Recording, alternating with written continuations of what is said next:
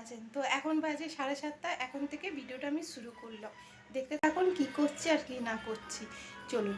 আর আজকে মনে হচ্ছে বৃষ্টি হতে পারে, মেঘলা আকাশ, দেখা যাক কি হয়। তো দেখি এবার টিফিন করব। তো দেখি কি টিফিন করি। তো আপাতত 2 মিনিট একটু বসে তারপর টিফিন করতে যাব।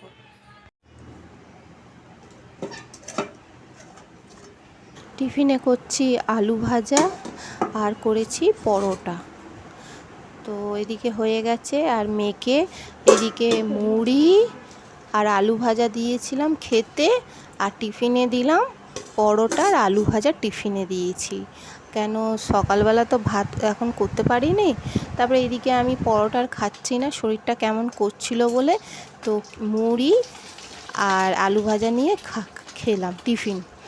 11টা বাজে তখন টিফিন করলাম, তারপরে মেয়ে চলে গেছিলো, তারপর টিফিন করে তারপরে রান্না করতে চলে এসেছি। এখন রান্না করলাম, ভাত হয়ে গেছে, আর একটা ডিমটা ফেটে গেছিলো, তো ওই ডিমটা কি করব, ভাজা করলাম। আর এদিকে ডিমে শুধু পেঁয়াজ দিয়ে কারি করলাম, এটা শুকনো শুকনোই হবে।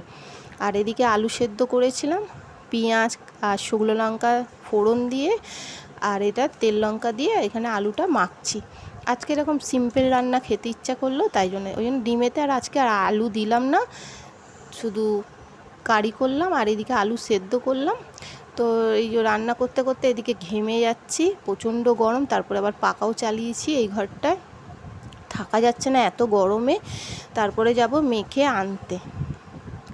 মেয়ের তো এখন তাড়াতাড়ি ছুটি হয়ে যাচ্ছে, ওই জন্য মেয়েকে আনতে চলে গেছি।